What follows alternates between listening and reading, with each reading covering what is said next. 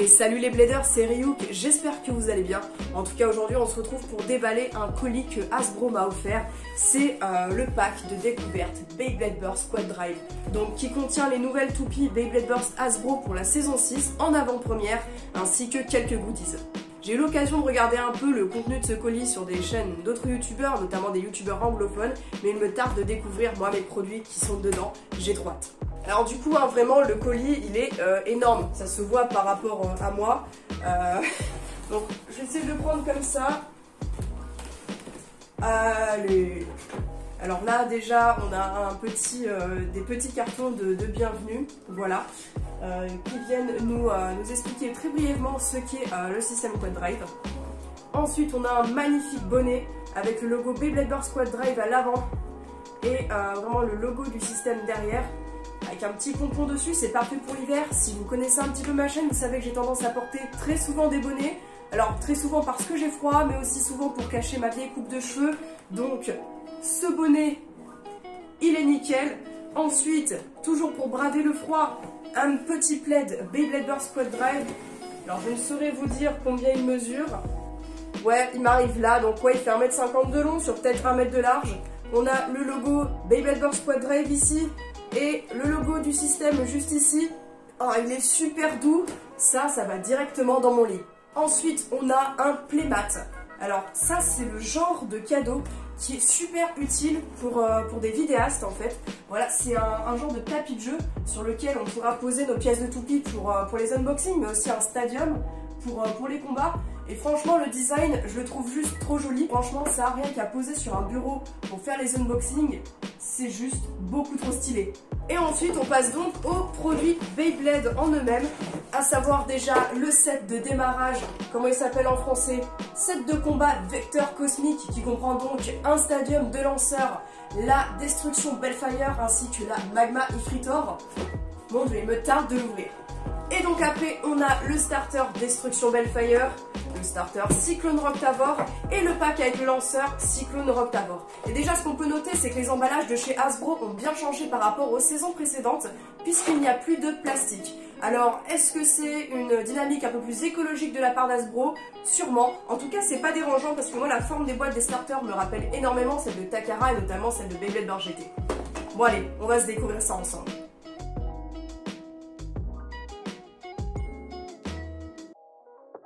Découvrons maintenant le système Quad Drive, et pour ça, quoi de mieux que de s'ouvrir le set de démarrage. Il s'agit du set de combat Vecteur Cosmique, et il comprend 2 toupies, 2 lanceurs et une arène. Les 2 toupies sont Destruction Bellfire, une toupie à rotation droite et de type attaque qui appartient à Bell, le protagoniste de la saison 6, et Magma Ifritor, une toupie à rotation droite et de type équilibre qui appartient à Ilia. Cette toupie semblerait d'ailleurs être exclusive à Hasbro, étant donné qu'elle est directement présentée dans l'animé comme étant une toupie Quad Drive. La boîte tente de faire le point sur ce nouvel assemblage Quad Drive qui permet à la toupie d'avoir de base 4 modes, et c'est de loin le système le plus complexe que Hasbro ait sorti, et ça se voit rien qu'au code des combos qui sont juste indigestes. Mais pas de panique, cette vidéo est faite pour tout vous expliquer en détail. Voici Destruction Bellfire décomposée. Elle va nous servir à comprendre le système Quad Drive. Au niveau de sa couche d'énergie, on retrouve la pastille de direction, ou Drive Chip, qui définit le sens de rotation et l'avatar de la toupie, la base couche d'énergie, ou Energy Layer Base, qui définit également le sens de rotation mais aussi les points d'impact de la toupie, l'anneau de gravité, ou Gravity Ring, qui remplace le armor métallique présent chez les toupies équivalentes de la marque Takara Tomy. Cette fois-ci, il est en plastique. Hasbro a donc décidé de conserver l'alternance mode bas et mode haut que l'on avait sur les toupies Takara Tomy. Cette fois-ci, les modes s'appellent centre et pointe, même si je préférais toujours utiliser les termes anglophones core et apex. Pour le montage, c'est un peu différent de l'équivalent japonais. Il faudra d'abord déclipser l'anneau de gravité, et ensuite tourner la pastille de direction pour l'enlever de la base. Et pour réassembler dans l'autre mode, c'est comme ceci. Ensuite, on a le disque forgé, ça ne change pas. Et la pointe de performance avec la spécialité Quad Drive qui est en 2 parties. On a la pointe principale, à laquelle on va pouvoir rajouter une sorte de plugin qui permettra d'avoir 2 pointes en une. Pour changer le mode, il suffira de tourner l'embout et ça s'enlève tout seul. Pareil pour le remettre, on repositionne et on reclipse. D'ailleurs, on peut interchanger les embouts entre les pointes. Je trouve ce système de customisation absolument génial. Pour la différenciation des modes, si la pointe possède l'embout supplémentaire, on notera un plus. Du coup, une toupie avec sa couche d'énergie en mode corps, avec la pointe supplémentaire, sera notée corps plus. Et une toupie en mode apex, sans pointe supplémentaire, sera juste notée apex. Je vous mets ici les explications disponibles sur les boîtes en guise de récapitulatif. Sinon, plus particulièrement, quelles sont les propriétés de Bellfire ? Sa couche d'énergie possède 3 lames pour l'attaque. C'est une configuration que l'on a déjà vue chez les Valtryek par exemple, mais cette fois-ci les lames sont plus lisses. Il faudra donc s'attendre à moins de dégâts lors des impacts, mais une endurance qui ne devrait pas être trop pénalisée. Son disque, c'est l'équivalent de Nexus, un petit peu allégé par rapport à la version de Takara, mais ça reste cohérent avec le reste de la gamme de chez Hasbro. Et la pointe de performance Quad Drive nous permettra d'alterner entre un mode endurance similaire à la pointe Yielding et une pointe plus offensive qui reprend la forme de Venture. Je suis sûre que vous l'attendez tous, la seconde toupie de ce set c'est Magma Ifritor.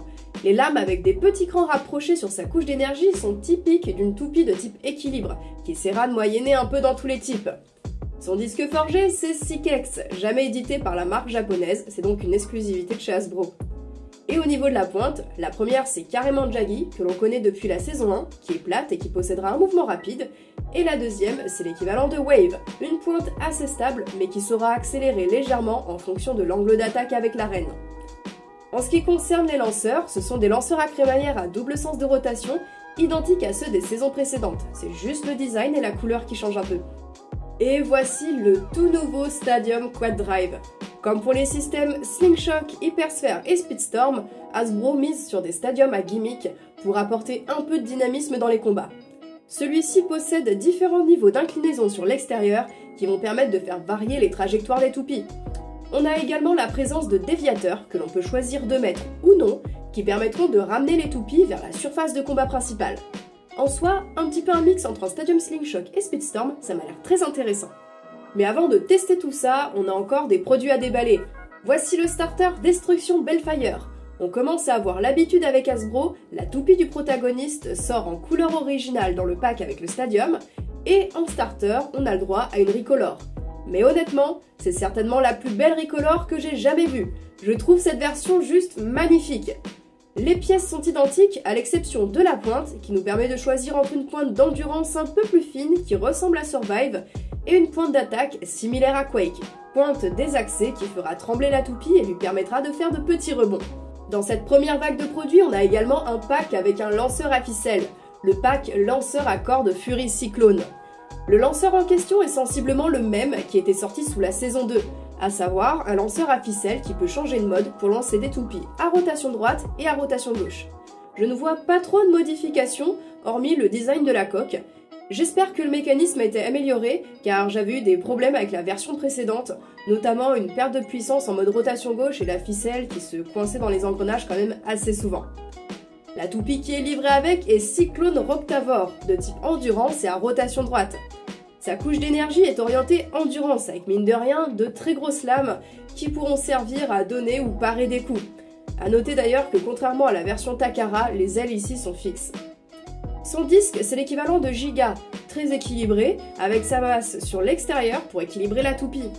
Et sa pointe permettra d'alterner entre un mode plat assez large qui donnera un mouvement rapide mais peu endurant, similaire à la pointe Assaut, et une pointe à pointe fine, similaire à Never, qui permettra à la toupie d'être plus statique et plus endurante. Cette Roctavor est également éditée dans un starter classique, dans une autre couleur. Les pièces de la couche d'énergie sont identiques, mais on a le disque QD08, alors on n'a toujours pas son nom officiel par contre, et c'est un exclusif Hasbro.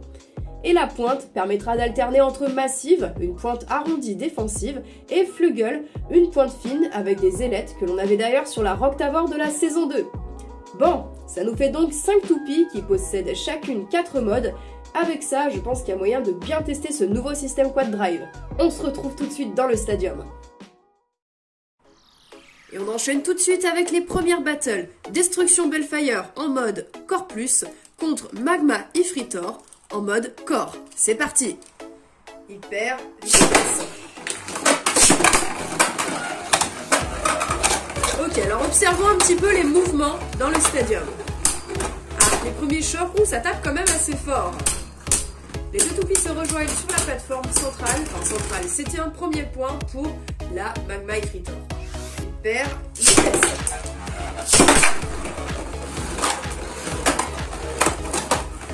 Alors, on voit quand les toupies prennent les déviateurs, ça les ramène bien sur la partie de combat. Malheureusement, c'est des toupies qui ralentissent quand même assez vite, j'ai l'impression. Et cette fois-ci, c'est une victoire de Bellfire.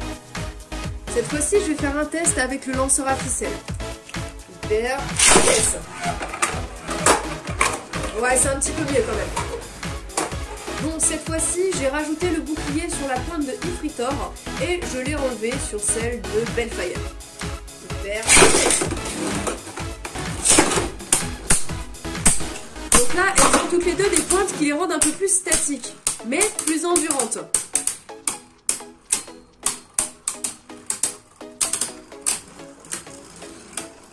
Ah, ça penche du côté de Bellfire.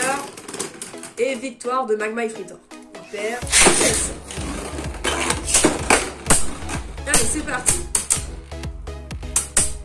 Les toupies se donnent des petits coups qui se repoussent très légèrement.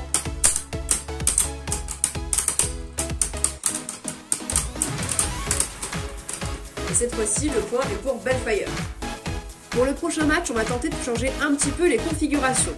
La Magma Ifritor en mode corps contre la Cyclone Roctavor en mode Apex Plus. Donc là, on va bien voir si la différence de hauteur entre les deux toupies change beaucoup les zones d'impact.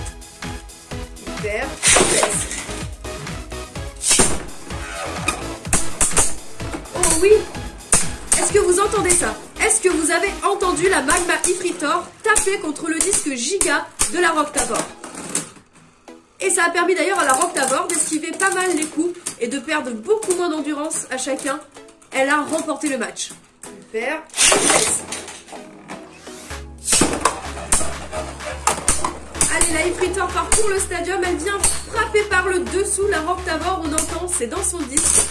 Et regardez là, elle penche mais elle perd que très peu d'endurance. Et le Magma Ifritor se fatigue et c'est encore une fois un point pour la Roctavor. Cette fois-ci, les deux toupies vont être en mode Apex Plus, donc dans la même gamme de hauteur. Donc là, ça va plus taper contre le disque.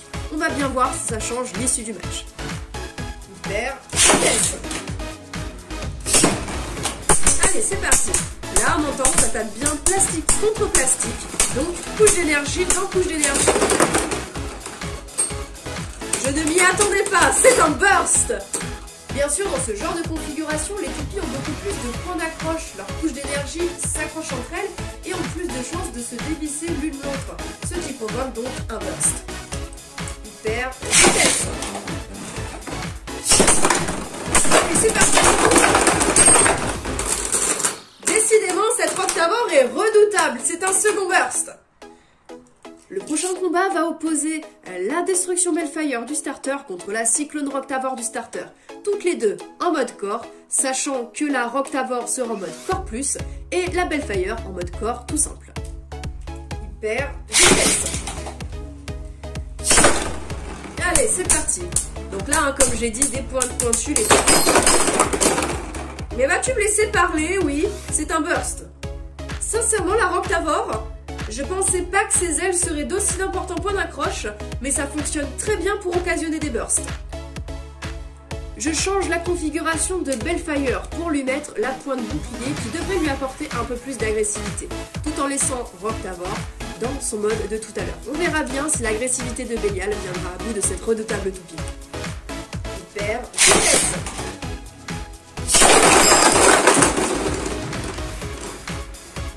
Hyper vitesse. Allez, le match est parti. La Bellfire, oui, repasse au centre pour attaquer la Roctavor. C'est un des petits coups, malheureusement, elle fatigue. La Roctavor ne bouge pas, renvoie sur l'extérieur Bellfire. Ça revient au centre, et la Roctavor penche. Et c'est une victoire de Bellfire. Et pour le dernier match, je choisis de faire s'affronter mes deux toupies préférées de toutes ces toupies-là, à savoir la Destruction Bellfire, avec ce disque dont je ne me souviens déjà même plus du nom, la pointe de Roctavor avec la pointe bouclier de la Destruction Bellfire noire contre la Magma Ifrit. Oui, combo stop, oui. Hyper vitesse. ça part déjà un peu dans tous les sens pour la Bellfire pendant que la Magmatic puissante, ça se ouvre au centre, ça se donne des petits coups. Est-ce qu'on va avoir un burst? Et oui! Bravo Bellfire, merci! Voilà, ça c'est une toupie qui fait honneur à son blader. Voilà les bladers, c'est tout pour cette vidéo de découverte des toupies Beyblade Burst Squad Drive. N'hésitez pas à me dire ce que vous en avez pensé dans les commentaires. En tout cas, moi je les trouve super intéressantes, je suis vraiment contente d'avoir pu les découvrir en avant-première. Je trouve que c'est vraiment le système le plus complexe et le plus intéressant à mettre en place en stratégie qu'a fait Hasbro jusqu'ici pour Beyblade Burst. Je suis vraiment agréablement surprise des toupies. Et je remercie encore une fois Hasbro de nous avoir offert ces produits, ainsi que les goodies qui sont franchement super cool. Voilà, c'était Ryuk, je vous laisse là-dessus comme d'habitude, ce fut un plaisir, on se retrouve en commentaire, à plus.